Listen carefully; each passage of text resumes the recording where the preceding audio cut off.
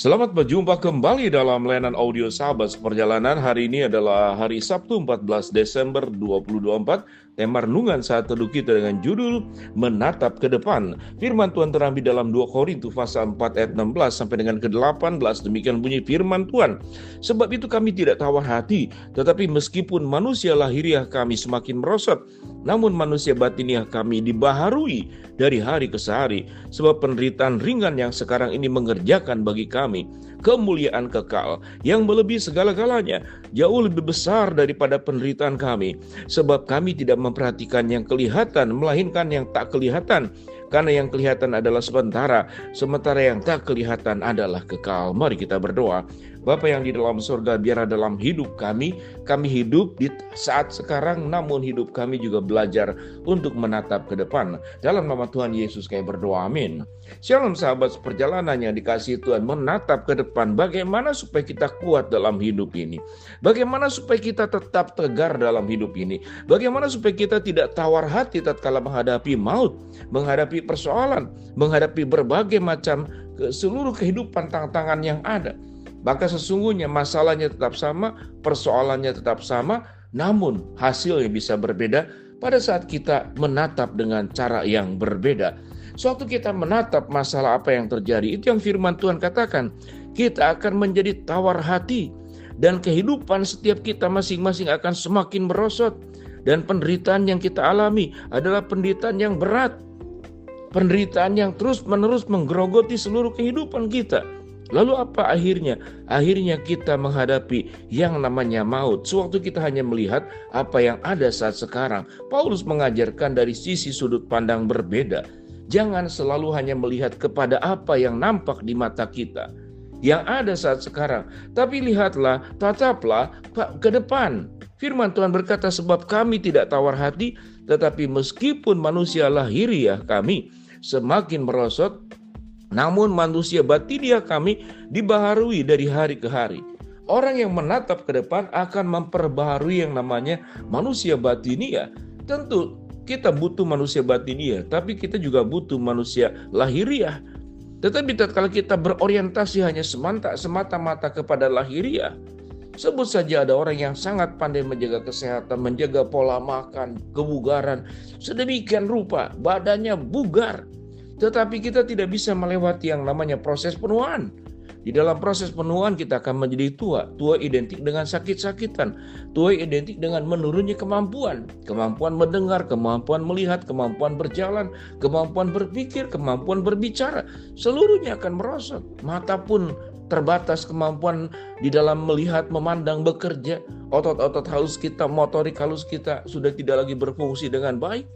Sehingga ada banyak orang tua kalau makan, dia sendok makan kuah, maka yang masuk ke dalam mulutnya hanya sepertiga. 2/3 kuahnya jatuh. Karena mengapa? Karena tangannya gemetar, otot halusnya tidak bisa berfungsi. Manusia lahiriah perlu kita jaga. Karena itu firman Tuhan berkata, itu adalah bait Roh Kudus yang kita jaga pelihara dengan baik. Makan jangan sembarangan, jaga kesehatan.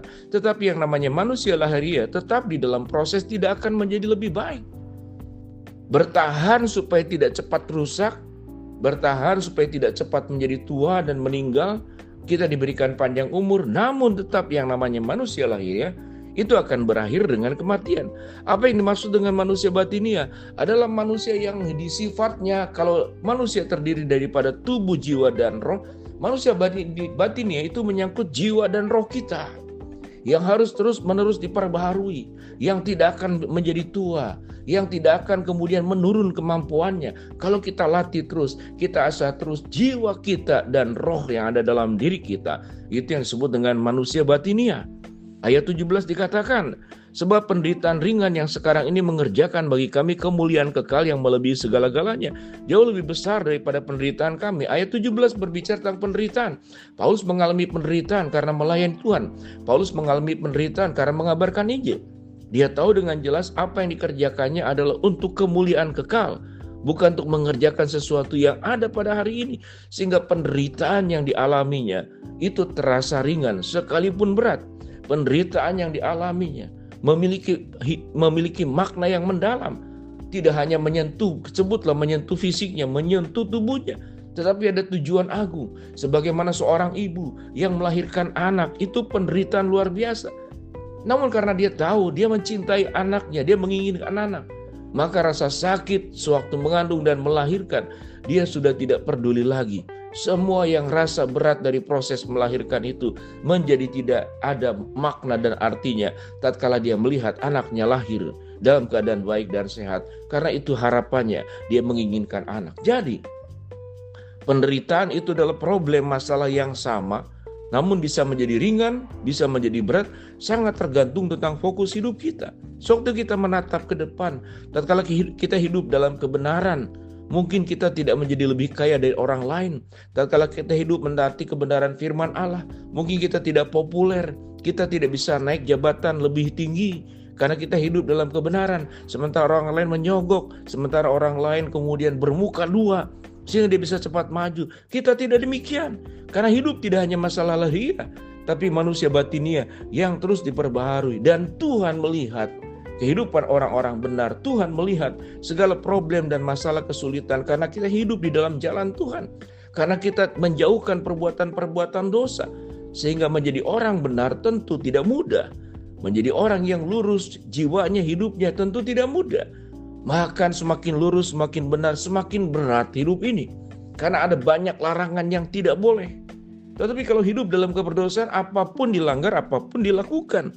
Sehingga kelihatannya hidupnya mudah, namun menderita di hadapan Tuhan karena dia sedang berbuat sesuatu yang keliru dan salah di hadapan Tuhan. Bagaimana supaya kita kuat dalam hidup ini? Bila kita menatap ke depan yang firman Tuhan katakan, ada kemuliaan kekal suatu hari nanti yang Tuhan sediakan. Sebab kami tidak memperhatikan yang kelihatan, melainkan yang tak kelihatan.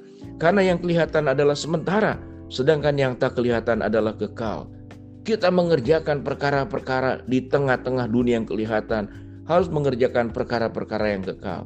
Suatu kita mengampuni, tidak membalas kejahatan dengan kejahatan, mungkin bagi dunia adalah suatu kebodohan. Tapi engkau sedang mengerjakan perkara yang bukan untuk yang sementara, tapi untuk kekekalan. Yang kita kerjakan adalah untuk kemuliaan Allah. Yang kita kerjakan adalah karena kebenaran, sehingga kita tidak pernah takut. Kalau kita baca ayat yang berikut, selama kita dalam kemah ini, kita mengeluh karena kita rindu mengenakan tempat kediaman sorgawi. Di atas tempat kediaman kita yang sekarang ini. Tempat tinggal kita tidak selamanya di dunia ini. Tempat kita tinggal kita sifatnya sementara. Buat apa kita memperjuangkan sesuatu yang sementara yang pada akhirnya akan diambil dari hidup kita? Sekalipun yang sementara itu penting. Yang sementara itu adalah sebuah kebutuhan yang perlu diperjuangkan. Namun jangan memperjuangkan yang sementara sampai kita melupakan yang kekal. Jangan menatap apa yang ada di depan kita sampai kita lupa untuk menatap ke depan bersama dengan Allah. Allah akan sediakan segala sesuatu yang baik. Tatkala kita melewati banyak persoalan, penderitaan, kesulitan dalam dunia ini, percayalah, semua penderitaan ini sifatnya sementara. Semua persoalan hidup ini sifatnya sementara. Satu hari kelak nanti akan diangkat. Atau juga Tuhan bisa angkat pada saat kita masih hidup dalam dunia ini. Mari kita menatap ke depan. Mari kita berdoa. Bapa dalam surga, terima kasih buat kebenaran firman Allah yang kami pelajari. Hamba-Mu berdoa buat sahabat seperjalanan yang sakit, Tuhan jamah sembuhkan. Sahabat seperjalanan yang sedang berdoa mengharap sesuatu, Tuhan akan jawab sesuai dengan waktu dan rencana-Mu. Yang sedang menghadapi masalah, Tuhan bukakan jalan. Di dalam nama Tuhan Yesus kami berdoa. Amin. Shalom sahabat seperjalanan, tataplah ke depan. Jangan hanya menatap apa yang di depan, ada yang ada sekarang. Shalom, Tuhan memberkati.